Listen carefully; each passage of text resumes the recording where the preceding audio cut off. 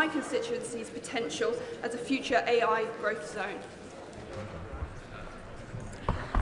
Can I thank the member for strongly advocating for her constituency of Medway to potentially become an AI growth zone? And she will well know that the AI Opportunity Action Plan outlines steps we are taking so that UK can build the cutting-edge computer infrastructure needed to lead in AI development and deployment. And I eagerly look forward to reading the expressions of interest from members' constituency. And of course, I'll be more than happy to meet with her to discuss this in detail. Jeremy Wright. Thank you, Mr. Speaker. The Minister will be well aware that the growth of AI across the country depends on the ready supply of data and other content on which the models can be trained. She'll also recognise that much of that content comes from our creative industries, and she will know that our creative industries are profoundly troubled that they are not properly treated by the companies that are currently scraping that data without their permission or without proper compensation. I know the government will want to resolve that, and she will know that the data bill has had amendments added to it in the other place to address this. Does she intend that the government will resolve this by means of the data bill or by other means? If other means, what other means and when? Thank you, Mr. Speaker. The right honourable member will know that there is ongoing consultation to look at clarifying the issues that covers both copyright and AI. And there will be a statement, as you know, this afternoon on the data bill, which will cover this issue in more detail. But as you also know, the consultation ends on the 25th of February, after which we'll be reviewing the responses to see what we need to do. We come to topicals. Patrick Hurley. Topical number 1, please, Mr. Speaker. Sarah Stay. Thank you, Mr. Speaker. When it comes to embracing AI, Britain is leading the world. I have just got back from the Paris AI Action Summit. The companies I met there were genuinely excited about our AI Opportunities Action Plan.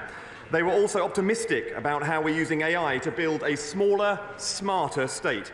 The new government digital service I launched last month will harness the power of technology to deliver efficient, convenient public services designed to work for working people. Curley. In recent months, it's become obvious that some social media companies' algorithms are not being run in the pursuit of a commercial imperative, but rather in the service of the political interests of their host country. Can I ask the Minister if such politicised social media firms can be treated as such with a view to protecting the national interest? I'm grateful for his question, but I'm also grateful for the leadership that he's shown in his community in Southport during extremely difficult times. The Online Safety Act applies to all people, all users, and that includes measures in existing legislation to tackle misinformation peddled by foreign states. But he has a very specific challenge with his community. I'm willing to meet with him if he would like, and if he'd like to bring members of his own community to express to me directly the impact these issues have had on him and his community, I would be very willing to take that meeting. Secretary of State Alan Back. Thank you, Mr. Speaker. The Conservatives secured a £450 million investment from AstraZeneca to expand their Merseyside vaccine factory. When the Chancellor wrecked the deal, AstraZeneca tried to save it by increasing that investment to over £500 million. So why did Labour still walk away, handing jobs and investment to our competitors? The honourable gentleman says that they secured a deal. Well, the deal was announced in March. The general election was in July. Where was the deal? Where was the funding for it? Where was the written agreement? There was nothing. Alan Back. Mr. Speaker, when Labour negotiates, Britain loses. AstraZeneca are investing over £4 billion in Singapore, the US and Canada. They could have invested in our country too. What is Labour doing now to bring back the deal they destroyed? There was a deal by WhatsApp that was never followed up by the Treasury, never followed up by ministers, no meetings between AstraZeneca and their government.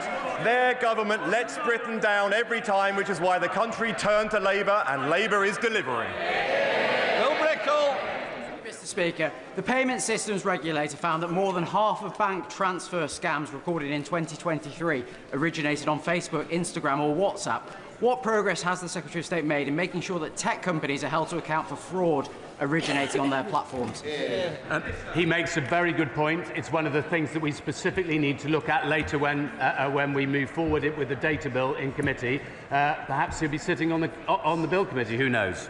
David Reid. Thank you, Mr. Speaker. The Prime Minister has just held talks for a UK-EU defence and security partnership, of which the development of artificial intelligence will have been a key theme. However, last night the UK chose not to join with EU countries in signing the international agreement on AI. So can the Secretary of State please explain this dissonance in the government's approach? At the Paris summit, let me congratulate firstly President Macron for laying on an incredible summit that brought together governments, tech companies and investors, and Britain's voice was heard loud and clear, which is why we're delivering such extraordinary investment into this country. Most of the aspects that were negotiated, the Labour government signed up to and was fully engaged in. In a few areas, we will put Britain's interest first, and a couple of other countries didn't sign too. I don't hear him criticising them. Jess Athwell. Thank you, Mr. Speaker.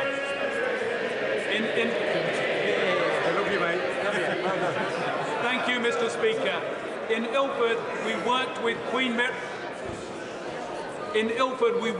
Queen Mary University to launch a new satellite campus in Ilford to teach medicine and dentistry. Given the growing importance of education in STEM fields, what specific steps is the Secretary of State taking to increase educational opportunities in this area and in London and across the country? I'm grateful for his question. The government is working to develop a world-leading science and technology skills base that will drive economic growth and opportunity for all. We're committed to expanding the access and participation in science and technology education, and we're partnering with universities to build the skills and workforce across the United Kingdom.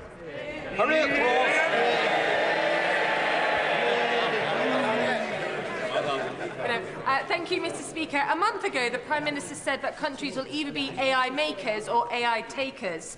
Does the Minister agree that, given that the Prime Minister didn't attend the AI Safety Summit, but he's given a clear indication that the UK will be an AI taker? This Prime Minister has delivered the AI Opportunities Action Plan. This Prime Minister is deploying AI technology and productivity tools across government itself. This Prime Minister has brought in £30 billion in investment into digital AI infrastructure since he became Prime Minister. And at the same time, this Prime Minister is sorting out the mess left after 14 years of Tory rule. We now come to Prime Minister's questions. Imran Hussain. Number one, Mr. Speaker. Prime Minister. Thank you, Mr. Speaker. This week we progressed our Borders Bill to deliver counter-terrorism-style powers to bring vile criminal smuggling gangs to justice. We also announced a further £350 million to get Britain building and deliver 1.5 million new homes our country desperately needs, including more affordable homes. We've slashed red tape that holds businesses and working people back, creating 10,000 more apprentices. This morning I have meetings with ministerial colleagues and others. In addition to my duties in this House, I shall have further such meetings later today. Imran Hussain. Thank you, Mr. Speaker. I was proud to have played my part in helping draft what has now become the Employment Rights Bill. A new poll shows 3/4 of the British public back the stronger rights for workers in the bill, including better sick pay. Yet that lot over there, the Tories and Reform, disgracefully voted against it. In fact, the Leader of the Opposition doesn't even believe in maternity pay or the living wage. Mr. Speaker, our statutory sick pay is ranked one of the lowest in Europe. It needs to be brought in line with the living wage. So will the Prime Minister back my campaign to strengthen this bill further so sick pay is at the level that finally stops punishing workers for being sick? Mr. Speaker, our plan for change delivers the biggest upgrade in workers' rights in a generation to our Employment Rights Bill. ending exploitative zero-hour contracts, ending the scandal of fire and rehire, extending statutory sick pay to 1.3 million employees. Of course, that's on top of the pay rise for 3 million of the lowest paid. I would have thought the Leader of the Opposition might actually sort of support day one protection employment rights, given where she's going, but she thinks maternity leave is excessive. Our plan is pro-worker and pro-growth. Leader of the Opposition, Kemi Beno. Mr. Speaker, the Conservative government established the Ukraine Family Scheme, and in total, over 200,000 Ukrainians, mostly women, children and the elderly, have found sanctuary in the UK from Putin's war. However, a family of 6 from Gaza have applied to live in Britain using this scheme, and a judge has now ruled in their favour. This is not what the scheme was designed to do. This decision is completely wrong. It cannot be allowed to stand. Is the government planning to appeal on any points of law? And if so, which ones? Minister. Mr. Speaker, let me be clear. I do not agree with the decision. She's right. It's the wrong decision. She hasn't quite done her homework because the decision in question was taken under the last government, according to the legal framework of the last government. But, Mr. Speaker, let me be clear. It should be Parliament that makes the rules on immigration. It should be the government that makes the policy. That is the principle, and the Home Secretary is already looking at the legal loophole which we need to close in this particular case. Mr. Speaker, he did not answer the question. If he plans to appeal, then the appeal may be unsuccessful and the law will need to be changed. And if he does not appeal, the law definitely will need to be changed. He talks about a decision made under the last government. It was not made by the last government, it was made by the courts. The issue we are discussing today is about judicial decisions. We cannot be in a situation where we allow enormous numbers of people to exploit our laws in this way. There are millions of people all around the world in terrible situations. We cannot help them all, and we certainly cannot bring them all here. Will he commit to bringing forward that new legislation or amending his borders bill? Prime Minister. Well, Mr. Speaker, I've already said the Home Secretary has already got her team working on closing this loophole. We don't need to wait for that. We're getting on with that because we're taking control. They lost control of immigration. We had nearly 1 million people come into this country, had an open borders experiment. On a Monday of this week, they voted against increased powers to deal with those that are running the vile trade of people smuggling. Same old Tories, open borders, empty promises. Mr. Speaker, if the Prime Minister was on top of his brief, perhaps he'd be able to answer some questions. Given this crazy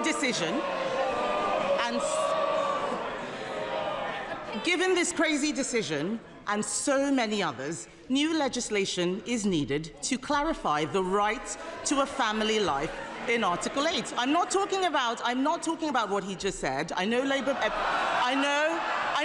MPs don't understand much of what they're saying, but the Prime Minister literally wrote a book on the European Convention on Human Rights.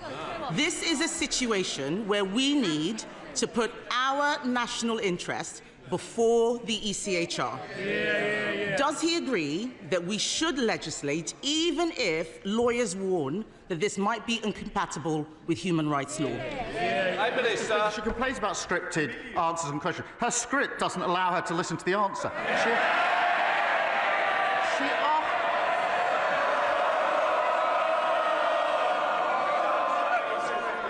Prime Minister.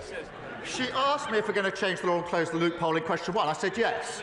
She asked me again in question 2, and I said yes. She asked me again in question 3. It's still yes.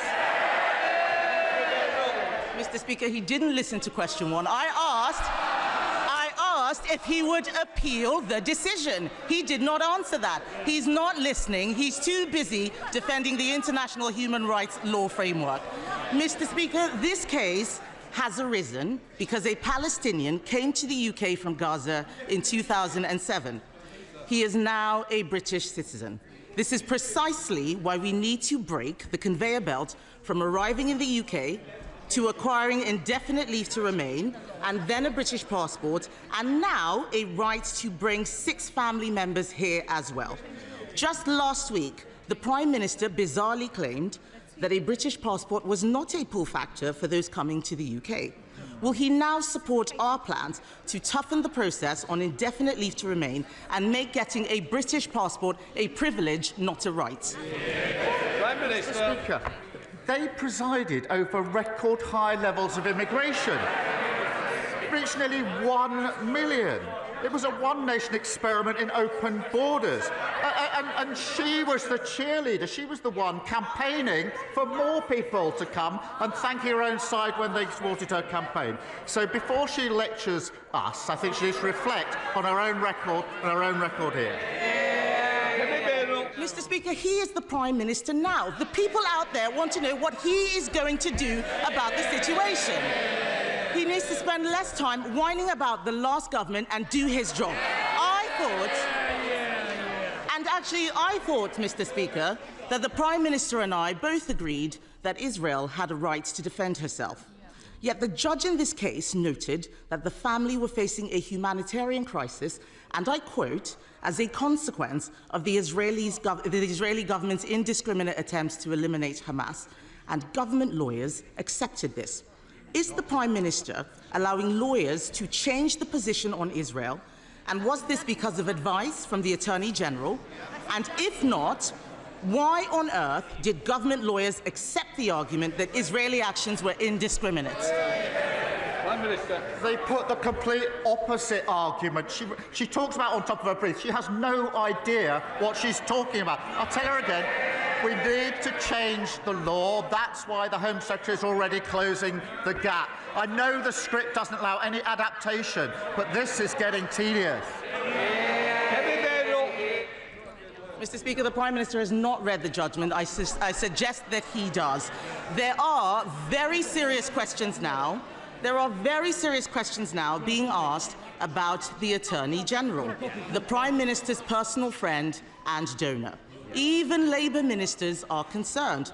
One Labour peer, Lord Glassman, has called him the absolute archetype of an arrogant progressive fool. Yeah. If we are serious about protecting our borders, we need to make sure we appoint people who believe in our country and everything we stand for. It is not clear the Attorney General does. The government is now recruiting a new Chief Inspector of Borders who lives in Finland and wants to work from home. This is not serious. Why should the British public put up with this? Prime Minister. The individual in question was appointed in 2019 by the last government to a senior position. He then worked for 5 years from Finland. We've changed that, and he's now going to be working from the United Kingdom full-time. Finland under them.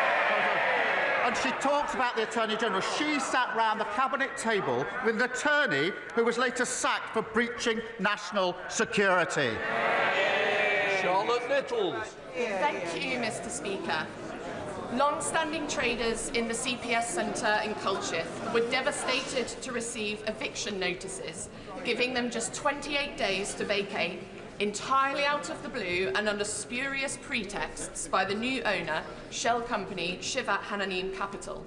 So far, the owner and their legal representatives have failed to hear tenants' concerns and mine and to negotiate a way forward.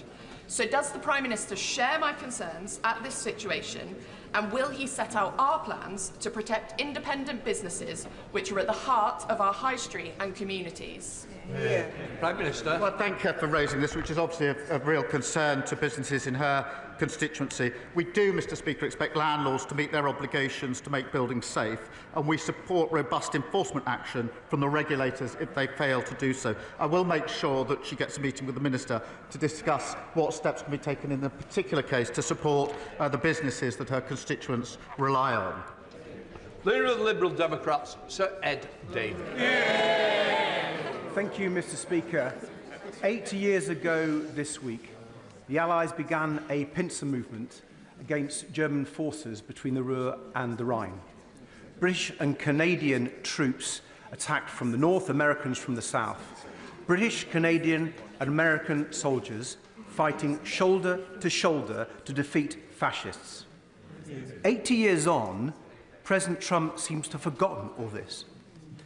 His tariffs against steel and aluminium will hit Canada the hardest and will also hit jobs and the cost of living in our country. So in reminding President Trump who America's true and long-standing friends and allies really are, will the Prime Minister also prepare a plan for tariffs in return, starting with tariffs on American electric cars? Prime Minister. Mr. Speaker, he's right to reference our history in the 80-year anniversary. And of course, we were fighting alongside the Americans, and that is amongst the reasons we have a special relationship. British steel is an essential part of our heartlands, and we will not abandon our skilled workforce. And it needs a level-headed assessment of the implications, which is what we're going through at the moment. But we will always put our national interest first and steelworkers first. Sir David. Thank the Prime Minister for that reply. But it seems to me the way President Trump and his ally Musk are operating, they do need to hear strong measures and words from even their allies. And moving on to Ukraine, Mr. Speaker, if Ukraine is forced to surrender its own sovereign territory to Russia, it will be the greatest betrayal of a European ally since Poland in 1945. But President Trump says Ukraine may end up Russian, and he wants American money back. I think we all fear where this could end and the dangerous implications for our defence and our security.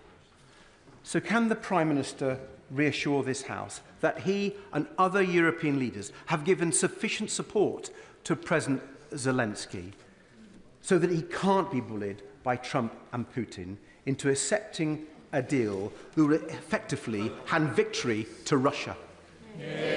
Prime Minister. As he knows, I met President Zelensky in Kyiv just a few weeks ago at my 8th meeting. The position since the outbreak of this conflict has been a united position across the House of supporting Ukraine, and I was able to reiterate my position, which is we must put Ukraine in the strongest possible position. That matters now just as much as it mattered at the beginning of this conflict, the strongest possible position, and I did discuss with him what more we can do, what more our allies can do to put Ukraine in the strongest possible position. Kim Ledbeat. Thank you, Mr. Speaker. 2 years ago, from the benches opposite, I published my Healthy Britain report, recommending a cross-departmental approach to improving health and wellbeing. Now that we're in government, I'm delighted that ministers have hit the ground running, because running is obviously very healthy for you. So will the Prime Minister confirm that last week's announcement of an increase to the public health grants, which will help local services focus more on prevention and early intervention, is just the start of a long-term strategy that will make Britain healthier, happier and more productive, reduce pressure on the NHS and promote growth?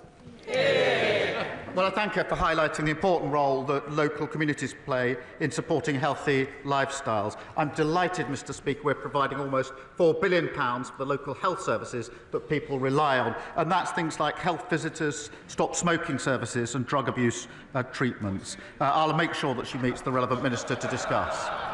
Saoirse Eastwood. Thank you, Mr. Speaker. Prime Minister, I get it. Nobody wants to get into a trade war. But, you know, unlike Peter Mandelson, sometimes you've got to stand up for what you believe in. My friends here in the DUP have learnt nothing from their mistake of backing Brexit and think that tariffs are a laughing matter. No. But would you agree with me that actually we need to stand up for ourselves, we need to back our workers, we need to back our businesses, not just in Lagan Valley, but indeed across the UK? Yeah. Well, yes, of course. The US and the UK share a strong and balanced trading relationship. We invest hugely in each other's economies, and we will continue to work closely with President Trump to boost growth and to create jobs. And I reassure her we will always act in the best interests of businesses and working people across the whole of the United Kingdom, including, of course, Northern Ireland. Thank you, Mr. Speaker. I was baffled on Monday that, given the chance to support legislation backed by the National Crime Agency to crack down on criminal smuggler gangs and secure our borders, The parties opposite, the Conservatives and Reform, linked arms in the voting lobby to vote against it. The Conservatives spent 3 years and £700 million on their ludicrous Rwanda scheme and saw 4 volunteers returned. Does the Prime Minister agree with me? There is only one party that is serious about repairing our broken immigration system. Yes, Mr. Speaker, and let me remind them what they voted against earlier this week in our Borders Bill. They voted against, that's Reform and the Tories, they voted against making it an offence to organise the buying, selling and transport of small boats, against making it an offence to endanger lives at sea, against and powers to arrest suspected people smugglers before the smuggling takes place. They voted against. They voted for open borders, both of them. Thank you, Mr. Speaker. Last week, the Prime Minister gave yet another threadbare excuse for why he and his North London lawyer friends are giving away the Chagos Islands. Mr. Speaker, this is his decision, and he must own it. More importantly, he can't tell us, the British taxpayer, how much this is going to cost. Is it £9 billion? Is it £18 billion? Is it £52 billion? The Times have called this botched deal insane. Members of his own cabinet reportedly think it's impossible to understand. And one of his own MPs think it's the worst thing the Labour Party have ever done. So could the Prime Minister tell us which word he thinks best describes this deal? Mr. Speaker, I set out the position in relation to the Chagos Islands last week. I also offered the Leader of the Opposition a briefing on this, a high-level briefing. She still hasn't taken me up on that briefing. They're asking questions without wanting to know the facts. It's extraordinary. Mr. Speaker, someone who wants to be Prime Minister does not want to know the facts, even when she's offered a high-level briefing. He'd be better informed if she took me up on the offer of a briefing. Thank you, Mr. Speaker. The Prime Minister will, I'm sure, want to congratulate Newcastle United on reaching the League Cup final after Arsenal's exit. But will he also, in what is National Apprentice Week, will he also congratulate the 600 apprentices learning trades from welding to quantity surveying as part of the Tyne Bridge restoration programme? And whilst I know he can't confirm bridging the funding gap left by the Tories, will he confirm that he is looking forward to seeing the Tyne Bridge restored in time for its 100th birthday in 2028? Well, look, I'm going to struggle to sound delighted with the results of that particular football match, but look, it will be a special day for Newcastle fans. But the Tyne Bridge is an iconic North East landmark, and I congratulate the apprentices who are helping to restore this vital piece of infrastructure. As usual, the Tories made empty promises that they had no intention of keeping, including £2.9 billion worth of transport commitments that were never funded. We will look at the capital projects around the spending review and let her know as soon as we can. Liz Jarvis. Thank you, Mr. Speaker. My constituents, Peter and Maureen, have been married for 70 years. Peter is 93, and for the past few weeks he has been stuck on a hospital ward, waiting to go home because a care package hasn't been arranged. Peter is missing home and missing Maureen. So will the Prime Minister reassure my constituents that the social care crisis will be tackled this year? Well, can I thank her for raising this issue and the particular case of her constituents? And I also need to know this is deeply personal to her, and if I may, I extend my deepest sympathies to her and her family for their loss. We have taken immediate action on social care, already delivered £3.7 billion of additional investment, working on the first ever fair pay agreement for the sector and, of course, boosting the carers allowance. I invite her and everybody to work with the House on the longer-term reform that we need. Thank you. Julie Mims. Thank you, Mr. Speaker. James Rennie is an outstanding specialist school in the heart of my Carlisle constituency. Having converted every spare corner into classrooms, exceeded its published admissions numbers, and already having 43 applications known for this September, it is literally bursting at the seams. It cannot expand any further, and what is clearly needed is a new specialist school for North Cumbria. What assurances can the Prime Minister give my constituents that his government will put children before ideology and allow local authorities to tackle the shortage in SEND provision? Well, I thank you for raising this vital issue. It's not the first time it's come up. We are supporting mainstream schools to increase SEND expertise whilst also establishing dedicated SEN units. Because we need to make sure that special schools also can cater for those with the most complex needs. So we're working on this. It's come up time and again, but we are doing that vital initial steps. Thank you, Mr. Speaker. Dorothy House is an amazing hospice that supports terminally ill people in Frumeney, Somerset and their families, including my good friend Lisa. Next year, Dorothy House will be looking forward to celebrating 50 years of service, but they will also be facing an additional cost of £422,000 thanks to increases in employers' national insurance. Will the Prime Minister commit to meeting with me and representatives of the hospice sector to hear first-hand the impact of NICs and to work with them to find a solution? Prime Minister. Mr. Speaker, everyone deserves high-quality and compassionate end-of-life care. The honourable member knows we inherited a £22 billion black hole in our public finances. That's why we took the difficult but right decisions to invest in our public services. I do recognise the pressure that hospices are facing, and that's why we invested £100 million into hospitals, with an additional £26 million to support children and young people's hospices. And I will make sure she gets a meeting with the relevant minister. John Hodge. Thank you, Mr. Speaker. A significant part of the dreadful legacy left by the previous Conservative government is a chronic underfunding of transport infrastructure, especially in the North East, as we've just heard from my honourable friend. So does the Prime Minister agree with me and the North East Mayor Kim McGuinness that redevelopment of the Leamside line, the disused Leamside line, that would reconnect Gateshead with Durham North, and increasing the capacity on the East Coast Main Line would help bring the metro to Washington in my constituency, and would bring much needed jobs, growth and opportunities to my region? Well, I thank her, and both she and the North East Mayor are dedicated campaigners on this issue. The party opposite left us a host of unfunded promises, and public transport is in dire condition. Expanding the metro network has huge potential to drive growth and unlock new housing. I'm pleased that progress is being made on the business case. Second Batty. Thank you, Mr. Speaker. Earlier this week, we learned that the Prime Minister's close friend, the Attorney General, has in the past advised Caribbean nations on seeking trillions of pounds in reparations. He's been a key player in the surrender of the Chagos Islands and the related fiasco there, which will cost the taxpayers up to £18 billion, and has even advised Jerry Adams, who is standing in line to get compensation from the British government in Northern Ireland legacy payments, the quantum of which could cost up to £2.7 billion.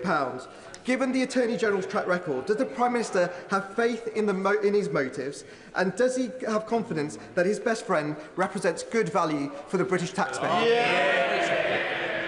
Mr. Speaker, we've long had the principle that everybody's entitled to legal representation in this country. That means that lawyers don't necessarily agree with their client. Now, the Conservative Party used to believe in that principle. If they now disagree with that principle, they should go and see the victims of very serious crime, including sexual crime, and tell them that under their provisions, the lawyer who disagreed with the perpetrator wouldn't be able to represent them, meaning that victims will be cross-examined by perpetrators because lawyers disagree with the perpetrator. That's never been the Conservative Party position. If it is now, they should say so. Thank you, Mr. Speaker. Allergy School, launched just this week by the Natasha Allergy Research Foundation, is a free programme to support children with food allergies. Allergic disease is a growing issue in this country, with over 20 million people in the UK being affected. For this reason, it has never been more important for us to have a national allergy strategy and an allergy czar to drive and coordinate that action. Will the Prime Minister join me in welcoming this programme, and will he meet with me and the Foundation to talk about how we can work together to drive this issue forward? Well, I thank you for raising this really important issue, because hospital admissions for allergies have risen sharply, particularly in the last 2 decades. I do welcome the work being carried out by the Natasha Allergy Research Foundation. We will respond to the recommendations of the National Allergy Strategy Group in due course, and I'll make sure she gets a meeting with the relevant minister to discuss it. Thank you, Mr. Speaker. My Oxfordshire constituency of Didcot and Wantage has seen a 35% population increase in the last 20 years. My constituents recognise the need for affordable housing, but the current planning system isn't delivering the GP surgeries, dentists and transport options that they need. Will the Prime Minister restore faith in the planning system and, as well as focusing on housing numbers, deliver the local targets for health services and wider infrastructure that growing communities need? Well, thank you for this question. We are, of course, delivering the 1.5 million homes, but we're creating communities as well for the future, and so he's right that that must include good schools, GPs and reliable transport links. That's what makes a good community. And just today, Mr. Speaker, we announced an additional £350 million to deliver more affordable homes so more people can realise the dream of home ownership. Toby Perkins. Thank you, Mr. Speaker. This week is National Apprenticeship Week. As co-chair of the APPG for Apprenticeship, I can tell the Prime Minister that employers are very pleased to see the announcements this week that will make a real difference both in terms of the completion rate and the flexibility around apprenticeships. Does the Prime Minister agree with me that schools should be promoting apprenticeship alongside A-levels and other options? And can he tell us what more he's going to do to support more young people to get into an apprenticeship? I'm very pleased that he's raised this issue and that we'll be able to give employers more flexibility over maths and English requirements. This is really important, Mr. Speaker. There are very many young people who didn't get the maths qualification they wanted at the time, but are very well suited for the future, want to play their part, and now they can get apprenticeships under the changes that we've made. And that's 10,000 extra apprenticeships. This is delivering for them, giving them a chance for the future to contributing, of course, to our economy. Harriet Cross. Thank you, Mr. Speaker. Mr. Speaker, yesterday the Farming Minister told a conference of farmers that farming is not high in the pecking order for this government. Given the heartless family farm tax, is his minister correct? Yes or no? Farming's top of the agenda as far as I'm concerned. That's why we put £5 billion to support farmers in the budget. They failed to spend £300 million on their watch on farming, and we set out our roadmap, which has been welcomed by the NFU, as she very well knows. It was described as long overdue. I wonder who didn't do it before. Mr. Jewess, I'm sure you don't want to be leaving today. It's not the best day. Right. Natasha Irons. Thank you, Mr. Speaker. As a graduate of the Croydon Youth Philharmonic Orchestra, the Prime Minister will know that youth services can broaden a young person's horizons beyond what they could ever imagine. But with national spending on youth services seeing a 73% decline since 2010, can the Prime Minister outline how this government will bring youth services back into our communities? Will he look at giving them the statutory protections they deserve? And will he visit Croydon East to see firsthand the vital role these services play in my constituency? Well, Mr. Speaker, my days in the Croydon Youth Philharmonic Orchestra were a long time ago now.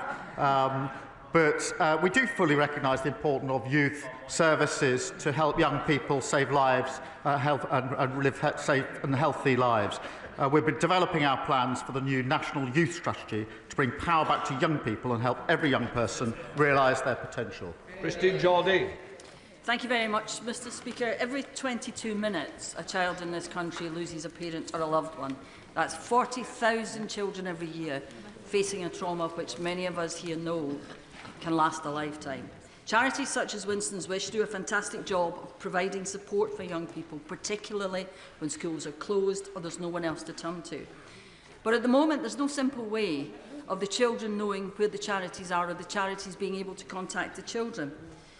So will the government back my private member's bill this summer to do just that? And would the Prime Minister meet me to discuss how we make sure that another generation of children does not have to face this trauma? Well, can I thank her for her ongoing work and campaign on this important issue. The Cross-Government Bereavement Group continues to look at how we can improve access to the support that children and young people need at these difficult times. And of course, I'll make sure that she gets the meeting that she wants with the Minister to discuss this further. David Taylor. Thank you, Mr. Speaker. Yesterday marks the 20th anniversary of the launch of the Make Poverty History campaign, and a fantastic speech for all of us that were there, delivered by the late, great Mandiba. That campaign inspired a generation of campaigners and a great Labour government to deliver unprecedented action to tackle global poverty, lifting millions out of poverty. Will the Prime Minister join me in paying tribute to some of those campaigners and commit to doing all he can to ensure that Britain is playing its full part in helping eradicate global poverty today? It's a really important issue. We do pay tribute, and of course we continue to play our full part. Alex Bloor. Thank you, Mr. Speaker. Basingstoke Hospital, used by half of my constituency of North East Hampshire, has had its rebuild delayed by 15 years, despite no ministerial visit to see the worsening conditions there. The cost of maintaining the hospital for those 15 years is estimated to be almost as much as the rebuild itself. So can the Prime Minister explain the logic of making taxpayers pay twice? Mr. Speaker, her constituents are right to be frustrated about the empty, unfunded promises that were left behind by the Conservatives, a point made by her and, of course, by the Labour MP for Basingstoke. Under the previous government's plan, a new hospital in Basingstoke would simply not have been delivered because it was unfunded. It was a promise without anything behind it. We've put in place a funded deliverable plan which will see the hospital built, and we'll work closely with the Trust to ensure that it is. Dr Becky Cooper. Thank you, Mr. Speaker. The government's devolution plans are a welcome progressive development to shift power and resources from Whitehall to our communities. But there are, of course, discussions now around the process and realisation of benefits for our communities. So can the Prime Minister assure my residents in Worthing West, and indeed all constituencies starting priority devolution programmes, that Sussex devolution will give us meaningful control over our local priorities, including housing, transport and social care? Minister. Well, I thank her for raising devolution, which will see her constituents in Sussex get meaningful control over local priorities. The devolution priority programme, Mr. Speaker, will see a wave of mayors elected next year, including in Sussex, and I believe that those with skin in the game make the best decisions about their communities. Final question, Andrew Mitchell. Thank you, Mr. Speaker. Mr. Speaker, the Prime Minister will be well aware of the Global Vaccination Fund, Gavi, one of the United Kingdom's great success stories. It's vaccinated from deadly diseases over 1 billion children under 5. It presents real value for money to British taxpayers, and over 80% of our constituents support it. Will he give the House today an undertaking that Britain will continue this leadership and make a decisive pledge at next month's replenishment conference? Well, I'm grateful that this is a really important issue. As he rightly points out, I've long supported it and will continue to support and share details with him just as soon as I can. But it is important, have supported it, will continue to do so. Thank you. Right, that completes Prime Minister's questions.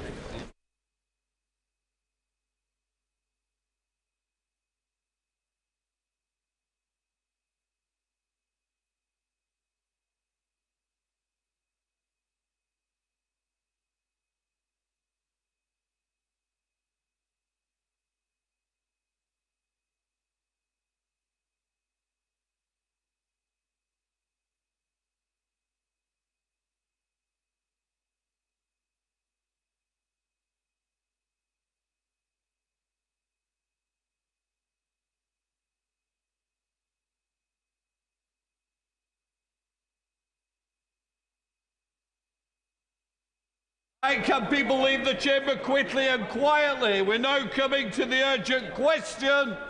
Christine Jardine. Thank you very much, Mr. Speaker. To ask the Secretary of State for Energy Security and Net Zero if he will make a statement on the potential security implications of the involvement of Chinese companies, including Mingyang, in energy infrastructure projects. Minister. I thank the Honourable Lady for bringing this question to the House. The protection and security of the energy sector is an absolute priority for this government. We have a range of effective measures in place which give the government powers to balance an open investment environment to facilitate growth for protecting the areas of our economy that are most sensitive to national security. The government firmly believes that the biggest risk to our energy system and our energy security is remaining dependent on international fossil fuel markets controlled by petrostates and dictators. And that's why we have a mission to make Britain a clean energy superpower to end that dependence. We have a world-leading offshore wind industry here in the UK, and international investment plays a crucial role in supporting jobs across the country. And as part of this mission, my department engaged in discussions with a wide range of investors, including those from other countries. We're also clear that alongside this, growth of UK supply chains is absolutely critical, and that's why we've set out plans for a clean industry bonus to drive investment in manufacturing, as well as setting up GB Energy and the National Wealth Fund. The government will not hesitate to use our powers to protect national security whenever we identify concerns, and the government will take a consistent long-term and strategic approach to managing the UK's relations with China, rooted in UK and global interests. The government will cooperate with China where it can, compete where it needs to, and challenge where it must. Thank you, Mr Speaker, for granting this urgent question, and I thank the Minister for her comments and general reassurances, but there are specific concerns at the moment. China can produce what is useful for us for the development of renewables, particularly in the North Sea, and we can benefit from these investments. China also needs access to our markets. But there are security issues involving companies involved in offshore renewable developments, which have become apparent in recent weeks and been raised numerous times. It has been reported that the Chinese company Mingyang is interested in producing turbines for a new project in the North Sea. And there's already around 60 million of Scottish Government funding, which has been earmarked for a wind turbine factory near Inverness, in addition to a potential 27 million for Orient Cable to provide subsea cables for island communities. This is despite antitrust cases against China from the European Union and the fact that the Norwegian government blocked Mingyang from its green infrastructure projects. So can the Minister reassure the House that the Department will be following the same rigorous processes to assess these risks as the previous government did, which ultimately blocked Huawei from the 5G network? And this must include an assessment of any opportunities for remote access to the turbines, as the software will normally remain in control of the manufacturers even once commissioned, which would leave them vulnerable to being switched off. We need local control. And will the Department reassure the House that there are discussions ongoing with the Scottish Government to ensure that no public money is invested before this risk assessment has taken place? And how will they work with the Scottish Government and Cabinet colleagues to ensure offshore and undersea infrastructure is safe? Thank you. The honourable member raises some really important concerns, and they're concerns that we're very much alive to. As I said in my first answer, energy security is absolutely critical to the work of DESNZ, and that's why we have the Clean Power Mission, to end our dependency on fossil fuels. International investment is a crucial part of that and helps to support growth and jobs across the country. And as part of that, we have discussions with a wide range, variety of international investors. But we do absolutely recognise this needs to be balanced against national security implications. And that is something that we work on constantly across government with input from a number of departments. And I'm pleased to see my honourable friend, the Minister for Security from the Home Office, here today for this UQ. The government has to consider both those aspects together, the need for investment, the need for greater capacity in our supply chains, but also that security risk. And while I can't get into details of the individual case, given the nature of the discussions that are ongoing, I would reassure the honourable member that we are taking these factors into account.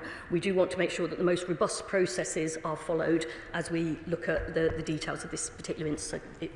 Chair of the Select Committee, Bill Esterson. Thank you very much, Mr Speaker.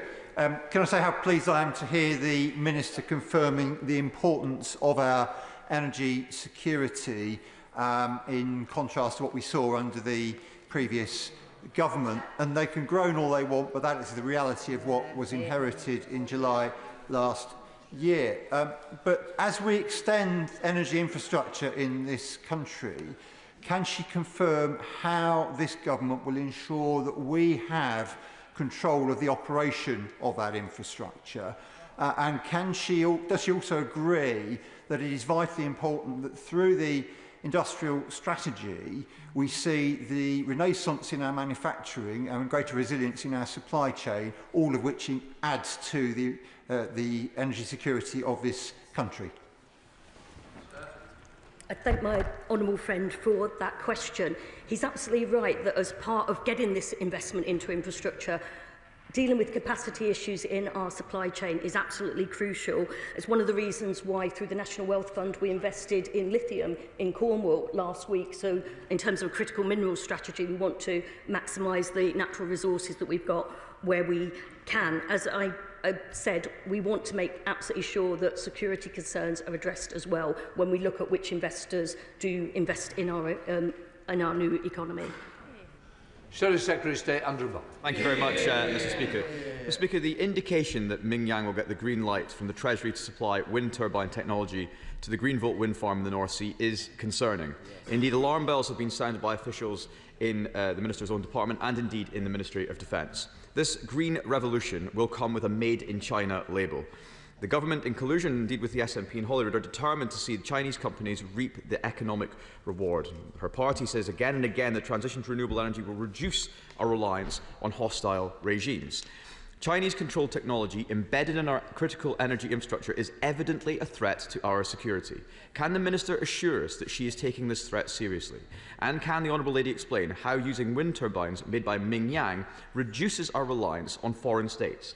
Mr. Speaker, just last week, I, along with many MPs in her own party, were briefed by the Royal Navy on the vulnerability of our subsea communications and energy infrastructure.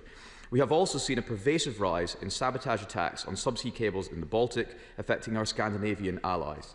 If Chinese-manufactured turbines are installed, security experts have warned that sensors could spy on British seas, defence submarine programmes, and indeed the layout of our energy infrastructure.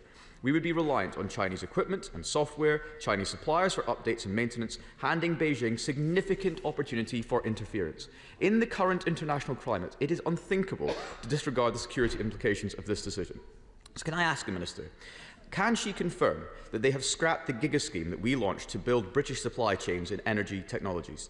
What discussions has she had with the Ministry of Defence around their concerns as to the ability to ensure security of our energy system? What safeguards will be in place to prevent Chinese maintenance ships accessing these turbines for repairs? What guarantees has she had, if any, from our defence and security agencies that this investment will pose no threat to our national security? And if such assurances are not forthcoming, will she revisit this decision and put a halt to the madness of allowing the People's Republic of China to have such a significant stake in our energy system? I think my starting point when the Shadow Minister, it's me, I'm the Minister now, when he said about revisiting this decision, and no decision's been made at the moment, we're undergoing rigorous processes to look at the role of China in our supply chain, in investment in critical infrastructure in this country. And I can't provide a running commentary on individual cases. He'll know, having been in my position, why that is so important that we don't do that. But as I've made clear already, we are taking into account the national security considerations as well as our need for investment in the supply chain. I would say that in terms of the legacy that we were left by the previous minister, is that he was perfectly happy to leave our energy system exposed with the British people paying the price. And the retreat, the under new management line that he was parroting earlier this week, would leave us even more exposed to those petrostates, to the dictators. We are getting on with our clean power mission to end energy security, and I'll take no lessons from him on energy security, given their record. Polly Billington. Thank you, Mr. Speaker. I'm glad to hear the Minister point out that we are left with a legacy of an absolutely vacant industrial strategy when it comes to green investment over the past 14 years. And I urge her to explain further how we might be able to make sure that we are developing the skills and competencies in this country to make sure that we have good, strong, ethical supply chains. Thank my honourable friend for that question. One of the things we have launched is the Clean Industry Bonus, which will be absolutely crucial in terms of protecting our supply chain. We're investing through GB Energy and through the National Wealth Fund. As I mentioned, lithium in Cornwall is just one example. And through the Global Clean Power Alliance, which we launched at the end of last year, we'll be bringing together our counterparts from other countries, including an IEA conference in April, to look at a supply chain mission so we can deal with these issues, because they're not just issues that affect us in this country. As other countries seek to decarbonise, seek to increase the role of renewables, there are capacity issues across that supply chain, and that's something that we all need to deal with, cooperating together. Liberal Democrat spokesperson Pippa Haley. Thank you, Mr. Speaker, and I'd like to thank my honourable friend for bringing this urgent question, which is so important. Since Russia's invasion of Ukraine, as the Minister has rightly said, energy security has been a key term in this chamber. There are two ways of looking at energy security. First of all, which is to generate our own renewable energy to avoid volatility, price volatility, exposure to authoritarian regimes, ensure we've got the jobs here at home for design and construction. Secondly, it's about our national security issues around our energy infrastructure. That's also a term of energy security. A former MI6 chief has warned of the vulnerabilities, either deliberate or inadvertent, posed by foreign-controlled software embedded in our energy infrastructure. Given these serious concerns, can the Minister guarantee that any further investment in Scotland will ensure that this increases both the energy and national security future? Thank you. As I've said, there are robust processes, and we are going through these processes to try to make absolutely sure that that our national security is not compromised by investment from overseas, and that is something we'll continue to do. Thank you very much, Mr. Speaker. The Grangemouth refinery is a key piece of vital infrastructure for Scotland, and its economic contribution to the Scottish economy every year is over £400 million. The Grangemouth refinery is also a joint venture between PetroChina, owned by the Chinese state, and INEOS, a multinational conglomerate. Together they are Petro-INEOS. The refinery is due to close, with thousands of jobs being lost, an unjust transition, and Scotland having to rely on importing oil, all at a time of great global volatility. Why is the government allowing a foreign government and private capital dictate Scotland's industrial capacity, its ability to produce oil, and overall our national security? Well, we're not allowing anyone to dictate to us, and I know that the honourable member has been deep in conversation with the Minister for Energy for some time over the future of Grangemouth. But as I've reiterated, we absolutely need to attract the investment that we need to meet our clean power mission, to secure our future energy security, and in the long run bring down bills for the British people. We need to balance national security concerns as in tandem with that, and neither one of them takes priority. We need to tackle those challenges together, and that's what we'll do. Ian Duncan-Smith, sir. Mr. Speaker, whatever the question is about energy, China is not the answer. It's on two fronts. We know that the MOD and the Department of Energy Security has raised objections about the Treasury's push to bring Minyang Smart Energy into the circuit on this one, to bid for this. The second thing is that China is determined to use slave labour in their products. We are, under this government, investing in solar arrays which have a huge amount of slave labour in them producing polysilicon. Does the government not recognise that their tilt towards China to get them to invest in this runs the real risk of utter dependency on China and, of course, serious threats to our security, highlighted endlessly by the security services? Will they now stop? I recognise that the Right Honourable Member has long-standing concerns about the role of China and its investment in our economy, and he's been a great champion of raising concerns about forced labour. He's right to raise those concerns.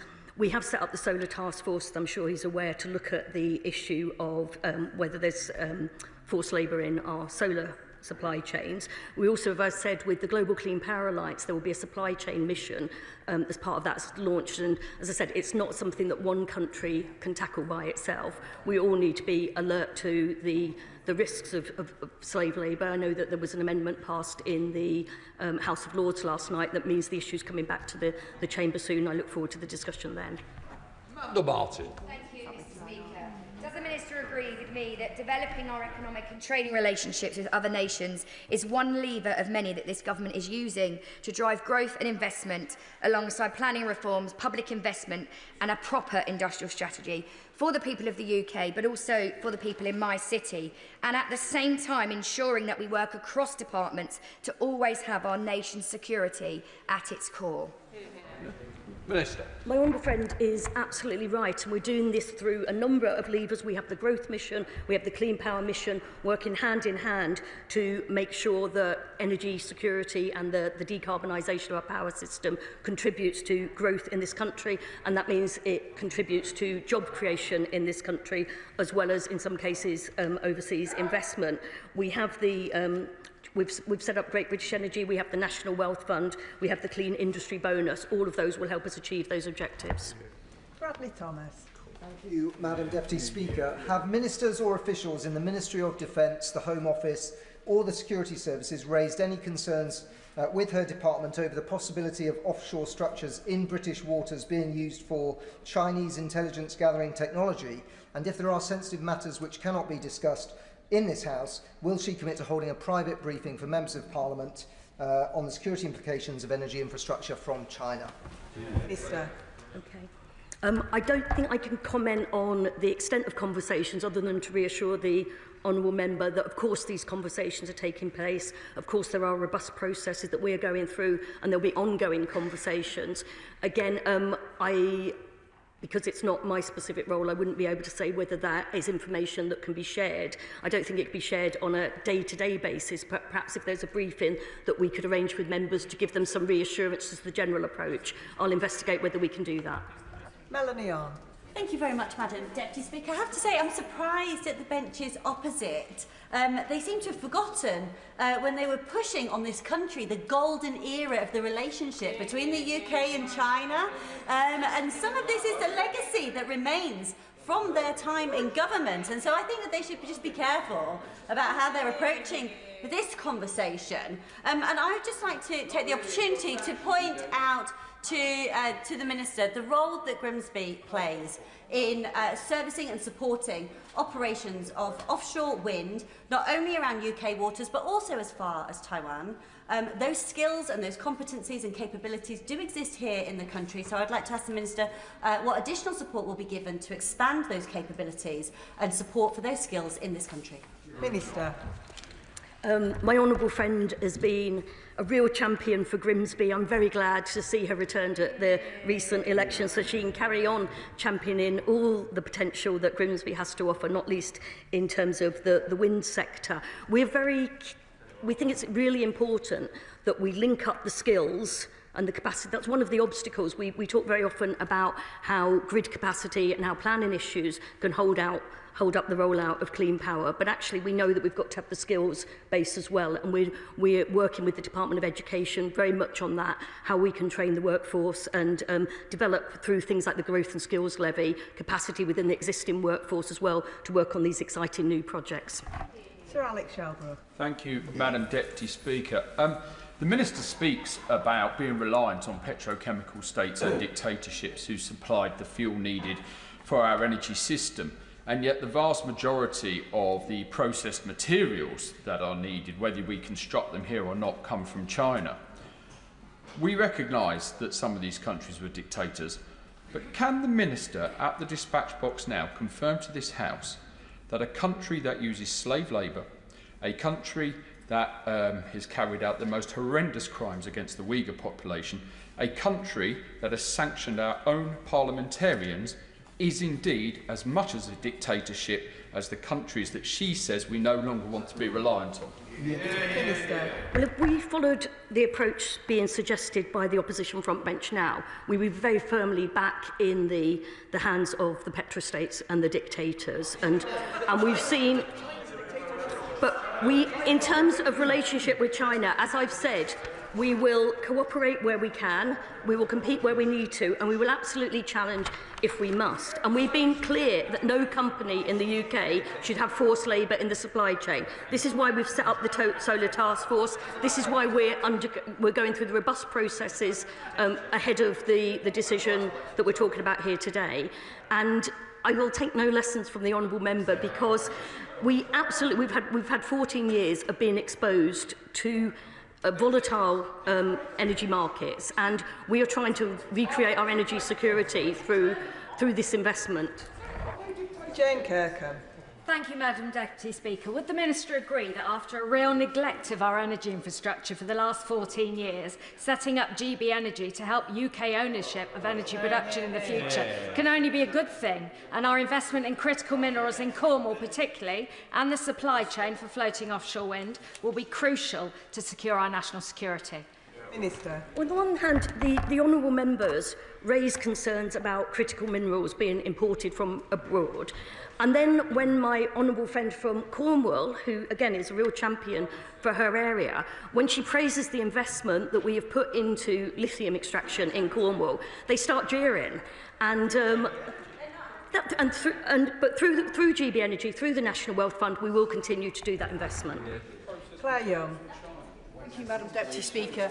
To have true energy security, we need homegrown capability at all stages of the development of renewable energy infrastructure, from the earliest research to maintenance and decommissioning.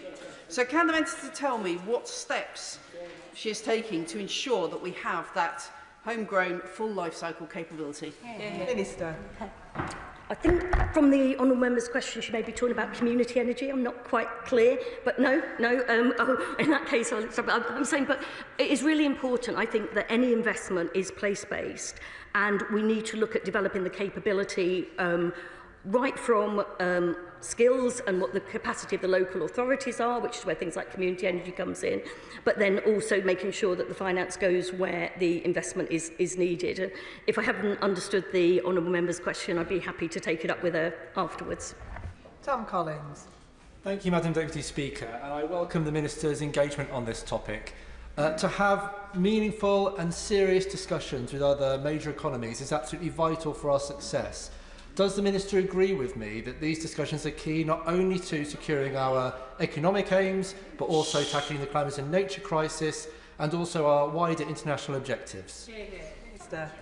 Yeah, that international cooperation is absolutely crucial, and that does mean talking to countries with whom we share a great deal in common and have signed up the same objectives, but it also means talking to other countries to try to bring them with us too. And that is why we're hosting the IEA Summit in April in London. That is why we've set up the Global Clean Power Alliance, and that is why the Prime Minister went to the climate change talks in COP in Baku last autumn and showed international leadership, which is something that has been very much lacking from the UK government in previous years. Bob Blackman. Thank you, Madam Deputy Speaker. Clearly, the national security concerns are being expressed across the House. Will the Minister give an undertaking that the construction, maintenance and indeed access to software will be carried out by British workers on British ships and not subcontracted to foreign powers? Minister. As I've said, I can't comment on individual cases, but there are processes to make sure that our national security is protected as we look ahead. Tony Vaughan. Thank you, Madam Deputy Speaker. I welcome the Minister's reassurance about the Government's rigorous scrutiny of energy projects involving Chinese technologies, and I understand the argument that at the current stage of our transition to net zero, we may need to look further afield to meet our domestic energy needs. But will the Minister agree with me that the long-term plan ought to be to reduce reliance on Chinese technology in the UK energy sector and rather to use British-made green technologies where there can be no concerns around national security or about ethical supply chains? Minister. Yeah, I agree absolutely, and that's why we are doing all we can to increase capacity through things like the Clean Industry Bonus, through investment from the National Wealth Fund, through the role of GB Energy and all the other measures that we'll be taking our industrial strategy to try to ensure that we keep the jobs in the UK and we create new jobs in the UK too. Dave Dugan. Thank you, Madam Deputy Speaker. Ministers all over the place on this. In her opening remarks, she said that the United Kingdom has a world-leading renewable energy industry. Well, if we did, we wouldn't be having this discussion about foreign imported infrastructure. So will she commit to understand, notwithstanding the total failure of the Tories over 14 years to invest in the industrial base of renewable energy manufacturing across the United Kingdom, what is her strategy and her government strategy to get right in front of this, not just in terms of manufacturing, but also in terms of resource supply, enterprise resource planning, intellectual property? What is the big shift that this government has got planned? Because I just hear jibber-jabber. That's not very polite of the honourable member, but as I've said, we are doing all we can to attract investment into the UK so that we can be as reliant as possible on our own resources, and that means our own supply chain, that means attracting investment and so on, but we are doing it through the National Wealth Fund, we're doing it through GB Energy, and there was much discussion, I don't know to what extent the honourable member took part in the debate around the GB Energy, the Great British Energy Bill, but we are absolutely doing that. And on an international level, as I said, this has to be solved on the international level. We're doing a lot of work with our colleagues in terms of making the North Sea the green power plant of Europe through NSEC, the North Seas Energy Cooperation Council, and we've set up the Global Clean Power Alliance. And we cannot do this alone. We cannot do it acting alone. I know that the SNP prefers that approach, but we're absolutely doing it in cooperation, but we're doing it in the best interest of the British economy as well. Alex Ballinger. Thank you, Madam Deputy Speaker. Can the Minister confirm that her department's work is entirely consistent with the government's approach to China, cooperate where we can, compete where we need to, and challenge where we must? Minister. I mean, that is exactly our approach, and that is the right approach. I don't know whether the opposition front bench would advocate not cooperating with China where we can, but they're an incredibly important player on the world stage, and we gain nothing from completely turning our backs on them and not engaging in that dialogue. Andrew Snowden. Thank you very much, Madam Deputy Speaker. Following Russia's illegal invasion of Ukraine, we saw how Russia responded in the global tariffs and sanctions market by trying to use its dominance in the nuclear fuel market to put pressure on the allies of Ukraine. And therefore, we've seen that vulnerability in our energy supply chain when our enemies and allies of those enemies want to use it against us. The former head of MI6, Sir Richard Dearland, has said that the government's target to decarbonise the grid hands power to Beijing. And when we talk about having reliance on dictator states, we have enough oil and gas in the UK to do that without any reliance. So why don't we just get drilling and get our own oil and our own gas out of the ground? So has the government, given I suspect in their mad dash to decarbonise the grid are not going to do that, has the government undertaken a risk assessment of the strategic vulnerability to our national security of our increasing reliance on Chinese rare earth minerals and battery production? Minister. I think I have already made very clear, Madam Deputy Speaker, that there are ongoing conversations about that, and we take national security incredibly seriously when we look at investment decisions. In terms of what he had to say about producing more oil and gas here for our own use, I think he needs a lesson in how the energy markets actually work. There's no guarantee that it would be used here. Harriet Cross. Thank you, Madam Deputy Speaker. The issue with this is the rush that the Labour government have to decarbonise by 2030. Because of that rush, we do not have the capabilities in this country at the moment to fulfil all the requirements that are needed to deliver those projects. Until the point where we will always be reliant on overseas powers, overseas people like the Chinese government, like Chinese manufacturers, to deliver what we need in order to decarbonise. Is this government prepared and happy to sacrifice our national security and our energy security in order to reach that 2030 target? Minister. That sounds very much like the honourable member has made the case for an industrial strategy that ensures that we can match demand with supply, and that's an approach that was particularly missing from the last government. Sammy Wilson. Thank you, Madam Deputy Speaker. Almost on a weekly basis, we are lectured by the net zero obsessed Secretary of State that the race for renewables is necessary in order to give us a secure future supply of energy in this country. And yet, the renewable industry is increasingly dependent upon Chinese technology and rare earth metals, which the Chinese control 70% of. So we're placing our future energy supply in the hands of a dictatorship which has proved itself in other states to be willing to use the infrastructure to blackmail the countries in which it's based. Is this not a case that we should be looking at the supply of fossil fuels that we have in this country, decades of gas and oil which could be used? We would secure this, we'd be sure that we could use it and we wouldn't be interfered by others in using it. Minister. We absolutely believe that the best route to energy security is by our Clean Power by 2030 mission and further investment in renewables, and that remains our stance. Final question, Jim Shannon. Thank you, Madam Deputy Speaker. Can I thank the Minister for her answers to the questions? The Minister will be aware that the costly environmental obligations which government imposes on home manufactured goods are not adhered to by many other nations, which prevents our UK manufacturers from being able to compete on many occasions. Combined with human rights breaches routinely carried out by the Chinese business on Uyghurs, on Falun Gong, on Christians and many other ethnic minorities. Does the Minister not agree that these considerations must be equally weighted with cost, and it will seem that human rights and Chinese production will never add up, and this must inform any contract offered by this nation of ours? Thank you. Minister.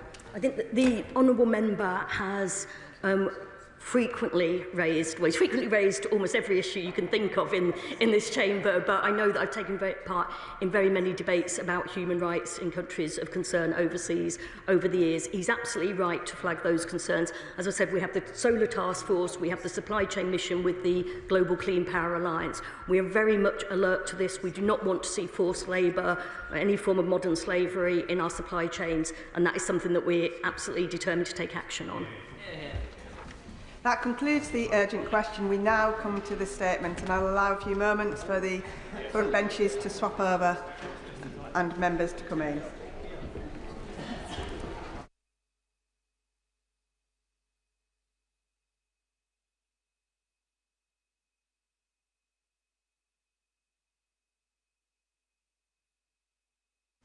Statement, Minister Dan Jarvis. Thank you. With permission, Madam Deputy Speaker, I will make a statement on the publication of the Prevent Learning Review into the perpetrator of the attack that tragically killed Sir David Amess on the 15th of October 2021. Sir David Amess was a beloved member of this House, a hugely respected parliamentarian. His popularity extended right across the political divide. To win and keep the respect of those outside one's own party is, as we all know, a rare accomplishment. Over nearly 40 years of service in this place, Sir David fought every day for his constituents. He advanced numerous causes with compassion, persistence and skill, and members on all sides of the House knew him as a warm, respectful and always fair parliamentarian. His legacy lives on, not least in Southend, which now has the city status he campaigned so determinedly for. He will never be forgotten, and as the motto on Sir David's memorial shield behind me states, his light remains. Now, whilst this House has lost a hugely valued member on that terrible day, Sir David's wife and children lost a loving husband and a devoted father. They are in our thoughts and prayers today and always. Together with the Home Secretary, who spoke with Sir David's family recently, I recognise the courage and persistence they have shown in seeking the answers that they deserve. As the House will know, it was a heinous act of violence on the 15th of October 2021 that took Sir David away from those who knew and loved him. The killer, Ali Harbi Ali, and I won't say his name again, was convicted of murder in April 2022 and received a whole life sentence. The judge said that this was a murder that struck at the heart of our democracy, and he had no doubt whatsoever that the nature of this case meant that the perpetrator must be kept in prison for the rest of his life. The perpetrator had previously been referred to the PREVENT programme and subsequently to the Specialist Channel programme between 2014 and 2016, between 5 and 7 years before the attack took place. Immediately after the attack, a PREVENT learning review was jointly commissioned by the Home Office and Counter-Terrorism Policing to examine what happened in the case and see whether lessons needed to be rapidly learned. It was completed in February 2022. Now, last week, I made a statement to the House on the Government's publication of the PREVENT Learning Review concerning the perpetrator of the abhorrent attack in Southport. Today, we're taking a further step to enable public scrutiny of PREVENT, and in recognition of the seriousness of the terrible attack on Sir David, by publishing the PREVENT Learning Review conducted in this case too. The perpetrator of the attack on Sir David became known to PREVENT in October 2014 when he was referred by his school after teachers identified a change in his behaviour. The case was adopted by the Channel Multi-Agency Early Intervention Programme in November of 2014. An intervention provider who specialised in tackling Islamist extremism was assigned to work with him. The perpetrator was exited from Channel in April 2015 after his terrorism risk was assessed as low. A 12-month post-exit police review in 2016 also found no terrorism concerns, and the case was closed to PREVENT at that point. There were no further PREVENT referrals in the 5 years between the case being closed and the attack.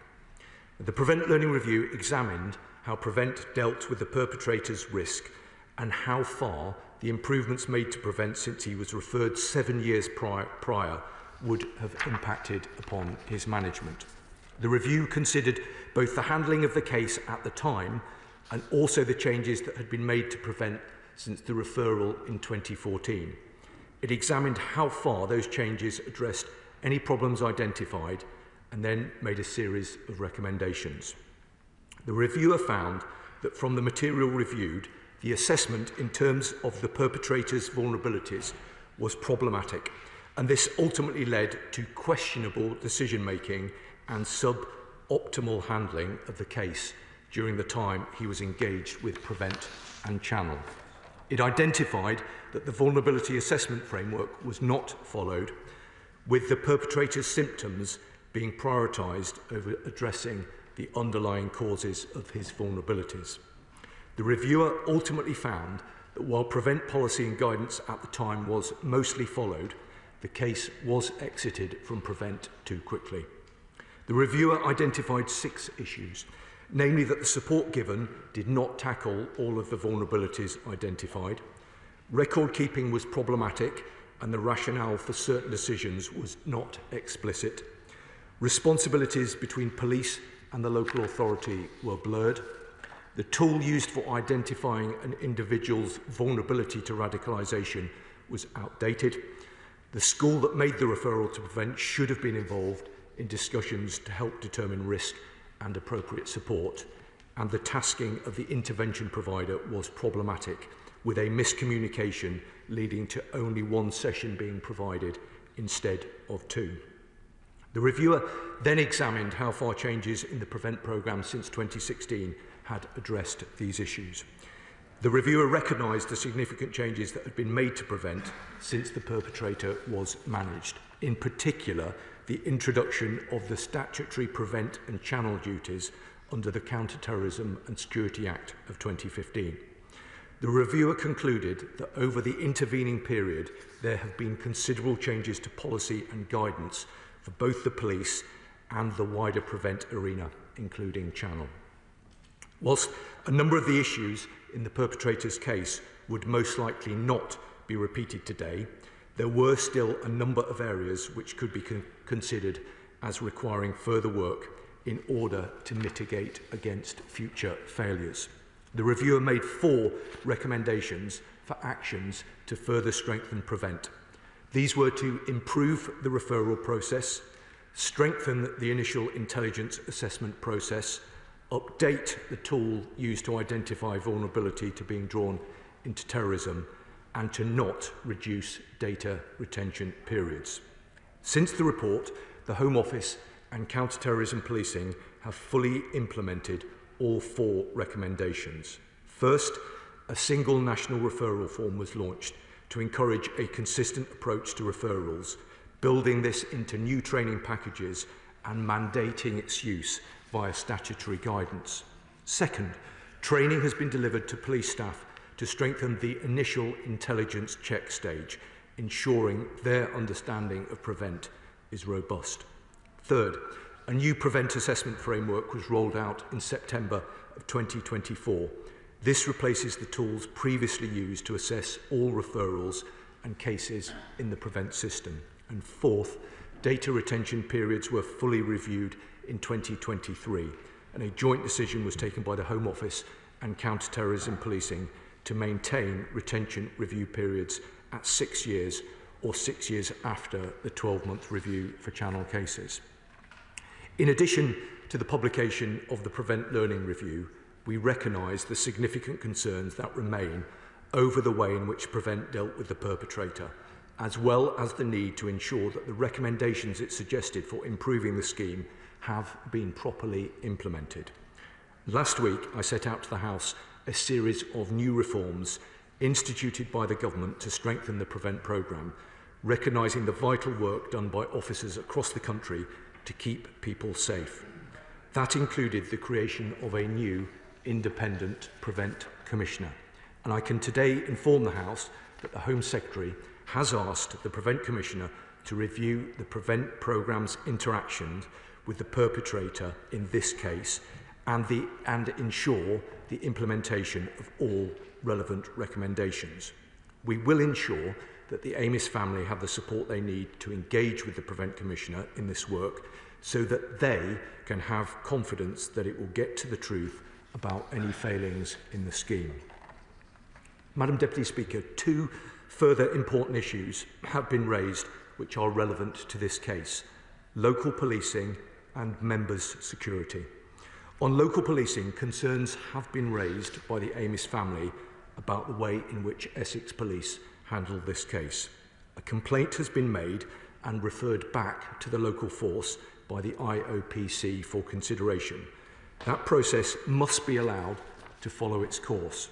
However, I can inform the House that the Home Secretary has written to the Chief Constable and the Police and Crime Commissioner of Essex Police, asking them to set out how the investigation will be conducted and to be kept updated as the investigation progresses. Secondly, on members' security, this is something that the Home Secretary and I care deeply about, and I know that it is a matter to which Mr. Speaker attaches the utmost importance, as will all members right across this House. A review of security measures for MPs commissioned under the previous government has concluded, and all the recommendations have been implemented. We must ensure that the learnings from this case have been properly implemented. And I want to take this opportunity to thank Mr. Speaker for his continued leadership on these matters. The Speaker's Conference is specifically considering what reforms are necessary to further improve MPs' security and safety. This is another important step.